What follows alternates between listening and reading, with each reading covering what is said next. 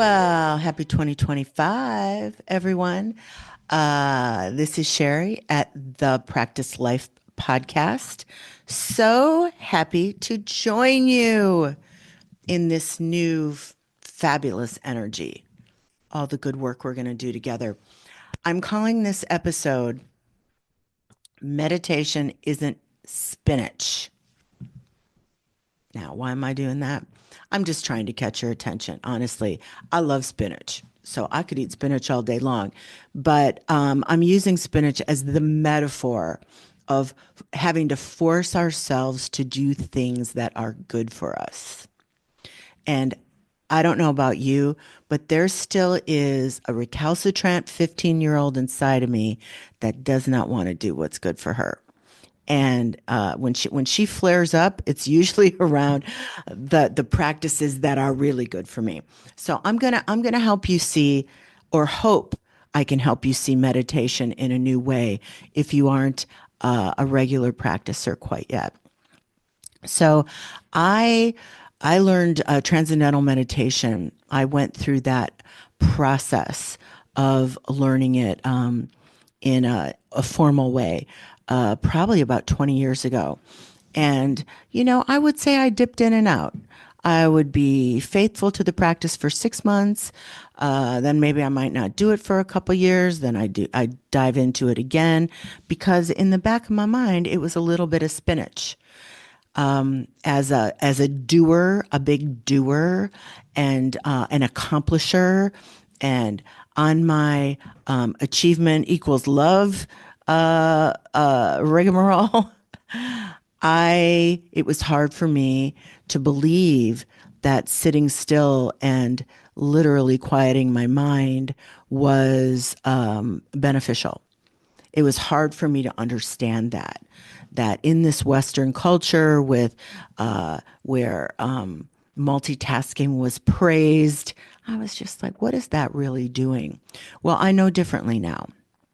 And what the process of quieting your mind, I use a mantra based process, quieting your mind and bringing yourself back from just random cycling thought is something that I now see as dynamic stillness, where I do more creating, manifesting, becoming, healing, releasing in that 20 minutes of dynamic stillness than I could possibly do in lots and lots of action. So what the process is in and again, I'm talking about a TM style of meditation. Deepak teaches a so hum meditation universally, so you don't have to pay and go through the training. But it basically is using a mantra, a Sanskrit sacred sound to return to bring your mind back when it starts going crazy. Now, here's the big secret. We all have busy minds. We all have minds that really work like computers. They are just churning and spinning thoughts and churning and spinning thoughts. And you're not going to stop that process. That's the big fallacy. People think they can't meditate because they can't stop thought. You're not going to stop thought. That's way too practiced. You're not going to stop thought. But what you can do is practice returning to this sound, this mantra, over and over, and kind of dropping in again to a state of dynamic stillness. And what are the benefits? Listen, there have been so many studies. Things like your biomarkers change, blood pressure lowers, all your biomarkers get better. New neural pathways are formed after just a month of meditating. And that's all well and good. The benefits layer up over time. Every time you practice, the benefits are layering up. What I see as the big benefit, and for all the women in my groups that I meditate with, what happens is there's almost I describe it like this. It's a rinsing and clearing. It's like I clear the decks. I release, I rinse and clear. And in that dynamic stillness, I'm all of a sudden like in the unified field.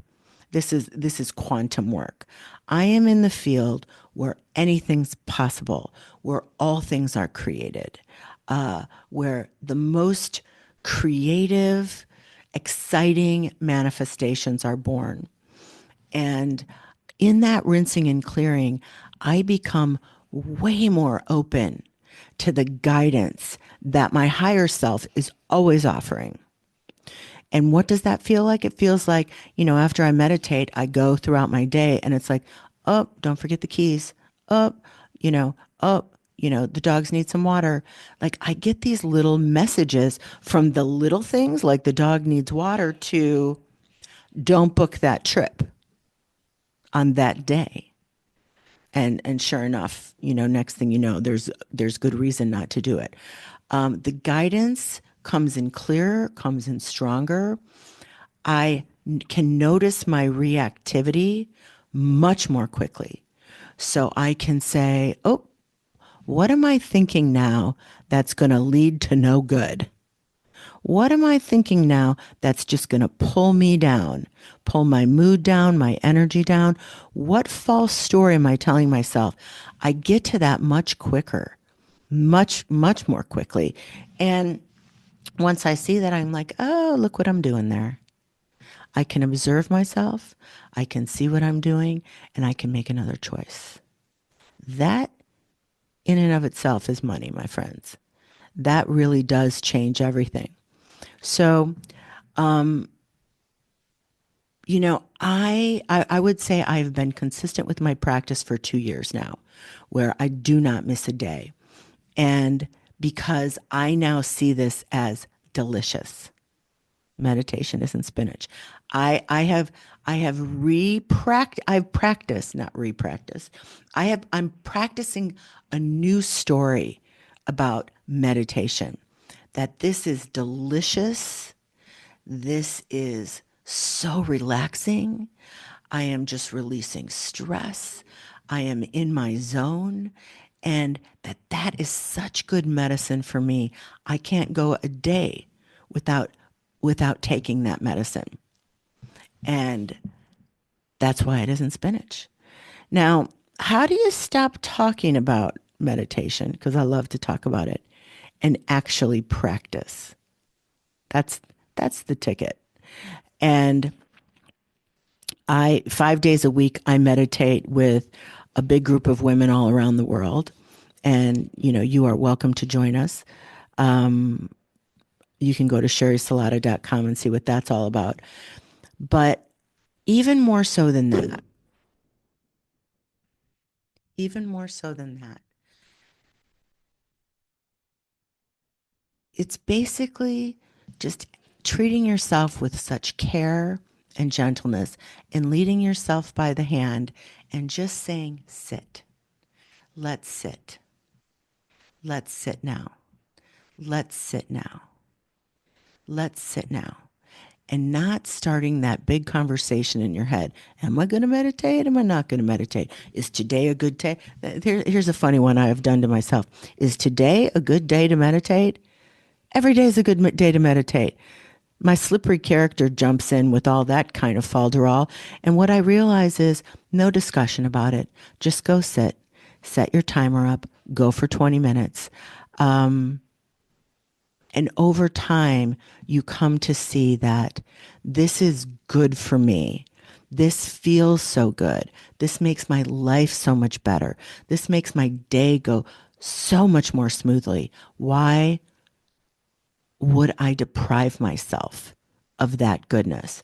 So it's 2025, the energy of a new year. And I say this, give some real consideration to making daily meditation a practice for you, like your primary practice. I call it the mamajama of all practices. And so do a lot of other people. The famed director David Lynch wrote a beautiful book about meditation, but he says it's catching the big fish. It is like dipping your cup in the infinite waters of creativity, where all creativity is, all manifestations are, all good things are.